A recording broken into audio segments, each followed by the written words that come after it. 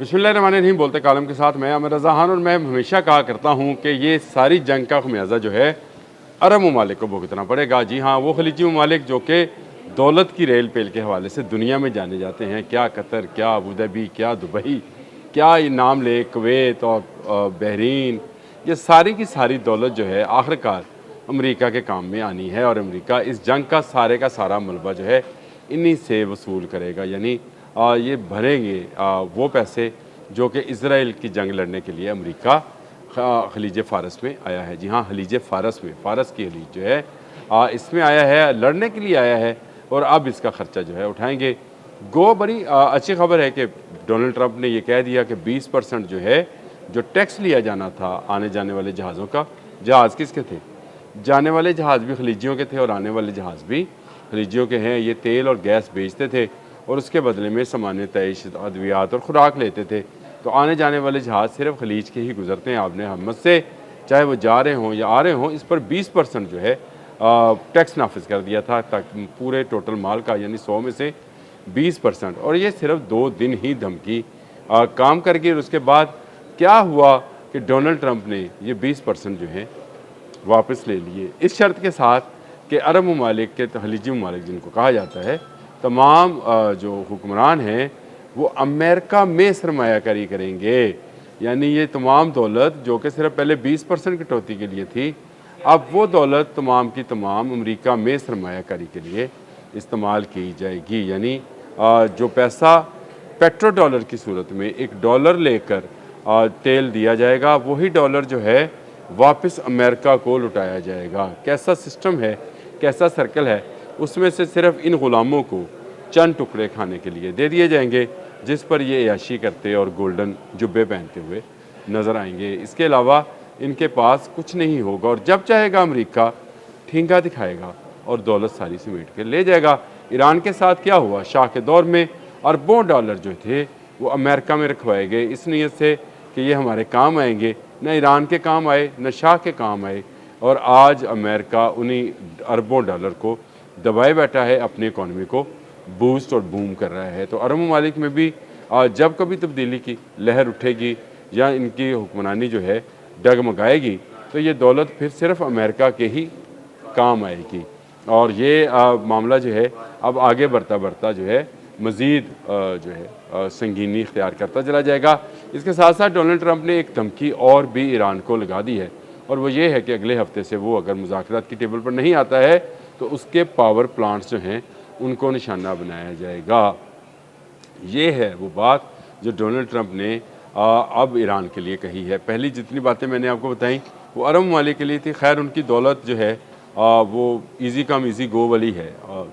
ज़मीन से निकल रहा था, तेल बेच रहे थे भाई, अब वो तेल की दौलत भी जो है वो अमेरिका लेकर जाएगा। डोनाल्ड ट्रंप इसकी पूरी तैयारी कर चुका है। लेकिन ईरान के लिए उसने कहा कि अगले हफ्ते से वो पावर प्लांट्स को निशाना बनाएगा और इसकी बिजली बंद कर देगा, पुलों को गिरा देगा, ट्रेन की पटरियाँ उतार देगा, और वो मदर शाह वाली बरकें कि दो कर देगा। और ये बरक़ें जो हैं ये हम पता नहीं कब से सुन रहे हैं। 28 फरवरी से पहले भी इसी तरह की बरक़ें जो थी वो बता रही थी। कहा था कि लोग निकल आएंगे, नहीं निकले। आज मसूद पेशकियान ने जवाब भी बड़ा खूब दिया है। उन्होंने कहा कि जो टारगेट्स लेने आया था अमेरिका, क्या उसने हासिल कर लिया कि अब नई धमकियाँ लगाने पर आ गया है। हाँ, ये ज़रूर है कि एक बड़ा ख़तरनाक कदम उठाया है अमेरिका ने। जो रात हमले किए हैं उसमें उसने ईरान के शहर दहलवान है वहाँ के एक मिनरल वाटर फैक्ट्री को निशाना बनाया है। मैंने एक मरतबा पहले पूरा एक व्लॉग इस पर किया था कि गल्फ़ में तेल नहीं पानी अहम है। गल्फ़ में तेल नहीं पानी अहम है। और ये ईरान के पास तो पहाड़ हैं, झरने हैं, दरिया हैं, सब कुछ है, लेकिन जो उसके इस खलीज फ़ारस के दूसरी तरफ वाले ममालिक हैं उनके पास सिर्फ सहरा हैं और तेल है, पानी नहीं है। मसलन एक मिसाल आपको मैं सिर्फ कुवैत की दे दूँ। कुवैत का सारा दारोमदार जो है वो समुद्री पानी को साफ़ करने के डिसाल्टेशन प्लांट्स के ऊपर वो मुनहसर है। वो 90% 95% जो है पानी इन्हीं डिसाल्टेशन प्लांट से हासिल करता है। ये सिर्फ कुवैत की कहानी नहीं है। अगर आप चलते चले जाएँ इसके साथ साथ तो बहुत सारे ममालिक जो हैं, जैसे बहरीन है उसके भी इसी पर इन्हिसार है, मुत्तहिदा अरब अमारात है, उसकी 7 रियासतें हैं, तो उनका इन्हिसार भी समुद्री पानी को साफ़ करके पीने पर ही है। ख़ुद तो उनके वैसे पानी बाहर से आता है मिनरल वाटर की बोतलों में बंद, लेकिन वो भी आजकल बंद हो जाएगा क्योंकि आपने हरमुज़ खुलेगी तो होगा ना, उसके लिए पैसे देने पड़ेंगे। अच्छा, ये चले उसको बाद में बात करते हैं। लेकिन अगर ईरान की मिनरल वाटर की फैक्ट्री को उड़ाया गया है तो क्या ईरान जो फैक्ट्रीज़ अमेरिकन अड्डों को पानी सप्लाई करती हैं उनको निशाना नहीं बनाएगा? और अगर उनको निशाना बनाएगा तो वहाँ की आवाम भी पानी की बूंद बूंद को तरसेगी। ये जो डोनाल्ड ट्रंप धमकी लगा रहे हैं ये पहली मरतबा नहीं है। आपको याद होगा कि 28 फरवरी के बाद मार्च की शायद 12 या 13 तारीख थी, जब सारी रात में भी नहीं सोया था कि आज पता नहीं ईरान के साथ क्या होने वाला है, और उसने कहा था कि आज के बाद ये तहज़ीब जो है, ईरानी तहज़ीब जो है ख़त्म हो जाएगी। खैर, ये दावा हज़ारों सालों से बहुत सारे हुक्मरान कर चुके हैं। ईरान की तहज़ीब, ईरान का तमद्दन, ईरान की ज़ुबान, ईरान का कल्चर, ईरान के लोगों को कोई सरेंडर नहीं करा सका है।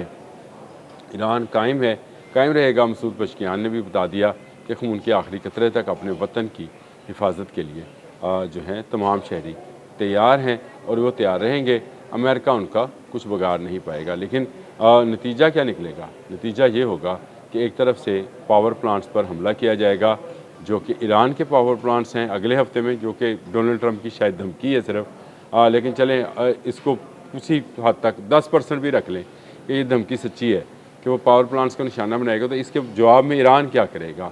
ईरान फिर इसराइल के पावर प्लांट्स को निशाना बनाएगा। उसके बाद ईरान जो है मुत्तहिदा अरब अमारात और जो बाकी ममालिक हैं जैसे बहरीन है, कतर है, उनके पावर प्लांट्स को भी निशाना बनाएगा। अंधेरों में डूब जाएगा सारे का सारा गल्फ़, सारे का सारा खलीज फारिस। कहाँ से आएगी इमदाद? अमेरिका कहाँ से दौलत कमाएगा? ये अमेरिका अपने पाँव पर खुद कुल्हाड़ी मार कर जाएगा। मार तो रहा है, अरबों डॉलर अब तक उसके डूब चुके हैं। ईरान अपने पैसे डिमांड कर रहा है और उसके बगैर जो है ये सफ़र जारी नहीं रह सकता।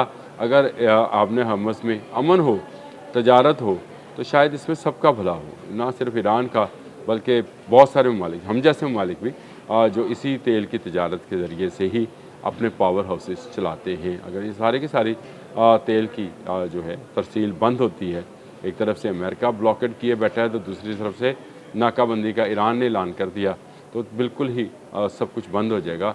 ये एक ख़तरनाक सूरत हाल है जिसकी तरफ आहिस्ता आहिस्ता अमेरिका दुनिया को लेकर जा रहा है। शायद यही थर्ड वर्ल्ड वॉर है। इसी थर्ड वर्ल्ड वॉर में, जो कि इकनॉमिक वॉर से शुरू होती है, सेकेंड वर्ल्ड वॉर भी वैसे इकनॉमिक वॉर से ही शुरू हुई थी, और फर्स्ट वर्ल्ड वॉर का भी जो था आगाज़ इकनॉमिकली ही था। तो रियासतें जो थी जब गरीब होने लगती हैं और वहाँ पर अफरा तफरी मचने लगती है तो फिर वो लूट मार के लिए बाहर निकलती हैं। अमेरिका अपनी इकॉनमी को बचाने के लिए उसी लूट मार के लिए आया है। पहले उसने 20% का कहा, अब उसने कहा खलीजी ममालिक देंगे, और उसके बाद उसने ईरान के लिए धमकी जारी कर दी। ये धमकी जो है काम करेगी या नहीं करेगी, आने वाले व्लॉग्स में मैं आपको बताऊंगा कि इसका जवाब ईरान क्या देगा। अब तक के लिए इतना ही। अल्लाह।